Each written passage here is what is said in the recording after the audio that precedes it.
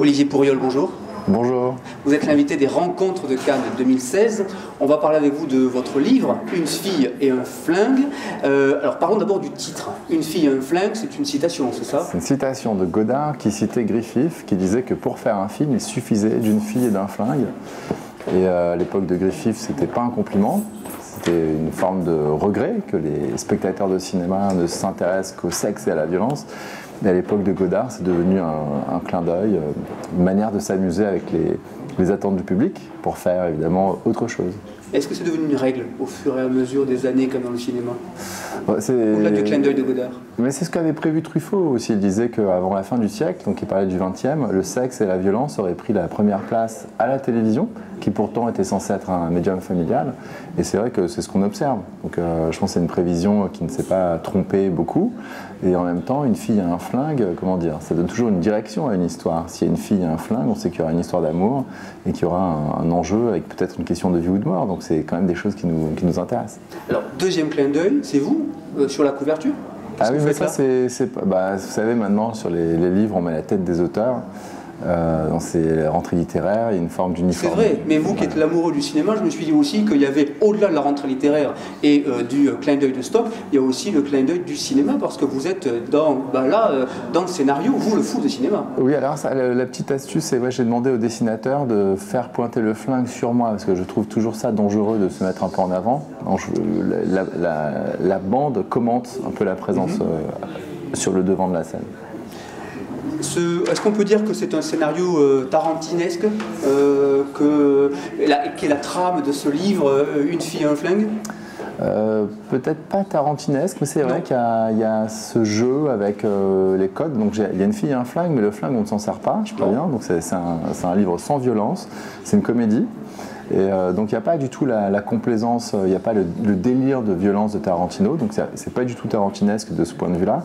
Après c'est tarantinesque ou un peu nouvelle vague dans la mesure où il y a tout un jeu sur le montage, sur l'ordre de l'histoire et sur l'éclatement du récit, sur un jeu avec les voix, un peu les frères Cohen aussi, j'espère. Et puis voilà, ça reste un livre. Alors vous avez raison, il n'y a pas de flingue, il n'y a pas de violence, mais il est question de hold-up. Oui. C'est un peu ça, quand même, oui. La trame de ce livre. D'abord, ça se passe à Cannes, il faut le dire. Ça se passe pendant le festival de Cannes. C'est une histoire de braquage. C'est des étudiants en cinéma qui ont l'idée de faire un braquage qui leur est soufflé par leur professeur Luc Besson. Enfin, il leur dit pas de faire un braquage. Il leur dit que faire un film, c'est toujours comme faire un hold-up. Donc, ils enlèvent le comme, eux, et ils regardent un budget de cinéma. Et ils vont voir une star, Catherine Deneuve. Ils lui proposent de faire un tournage qui, en 3 minutes, va lui rapporter 1 million d'euros. Et bon, c'est assez inédit comme proposition, à part dans la publicité. Et leur idée, c'est de financer leur film en faisant faire à Catherine Deneuve un braquage, alors qu'elle croit qu'elle tourne un film. Et ils l'envoient chez Chopard, au 7e étage du Martinez, avec un flingue, avec un petit scénario. Elle a des directives dans l'oreillette.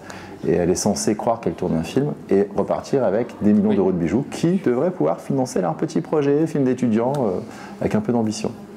Pas tout à fait ce qui va se passer quand même. Non, évidemment, ça c'est le plan, et évidemment ça se passe pas comme ça. Mais bon, avoir un plan de ce type-là, avoir une espèce d'astuce budgétaire pour structurer le financement d'un film, c'est ce que font quand même tous les producteurs. Alors on y croise de grands noms dans ce livre, outre Deneuve, Depardieu bien sûr, Godard et tant d'autres. Oui, alors Deneuve et Depardieu surtout, ce sont eux qui rendent l'intrigue possible. Et l'avantage du livre, c'est que c'est gratuit d'avoir des stars. Donc ils donnent le meilleur d'eux-mêmes, ils sont là du début à la fin.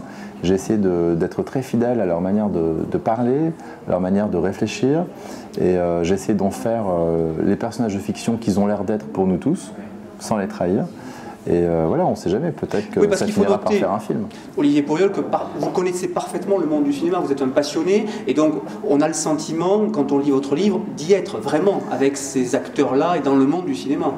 Peut-être pas parfaitement, mais suffisamment de près, les coulisses, comment on finance, comment on monte un projet, etc. C'est des choses que j'ai vues, et donc le livre est très documenté, donc même si c'est une comédie qui repose sur de la documentation très très précise, et tout ce qui a l'air faux est vrai. Voilà, tout ce qui a l'air vrai, je l'ai inventé, mais tout ce qui a l'air complètement dingue, ce sont des vraies histoires. Vous pointez aussi du doigt une pratique chez les producteurs. C'est vrai que quand on a une star comme Catherine Deneuve ou Gérard Depardieu dans un film, c'est quand même plus facile d'aller chercher de l'argent, des financements que lorsqu'on n'a personne. Oui, bah ça c'est un grand principe de production du cinéma, c'est depuis les studios hollywoodiens, si on a une star, on a un film. Et c'est précisément parce que la star coûte cher et qu'on ne peut pas se la payer qu'elle va rendre possible le film. Donc ça c'est un principe de production, avec le mauvais côté, c'est que si une star prend trop d'argent, il n'y a plus d'argent pour tourner le film, et donc le film n'est pas terrible. Et le bon côté, c'est qu'une star, par sa seule présence, peut permettre un film, et si elle se met en participation, c'est-à-dire si elle ne prend pas tout l'argent pour elle, mais qu'elle prend un risque de production, alors non seulement elle rend possible le film, elle devient son coproducteur. Vous avez demandé à Catherine Deneuve et Gérard Depardieu de jouer dans votre prochain film, adapté de votre livre Une fille et un flingue? Non, mais je leur ai écrit, je leur ai envoyé le livre avant le service de presse, plusieurs mois avant la sortie, pour que si ça ne leur convienne pas, ils puissent le manifester avec un petit mot. Je ne sais pas si ça leur est arrivé. Je n'ai pas encore cherché à le savoir, mais je pense que je vais commencer à me poser la question.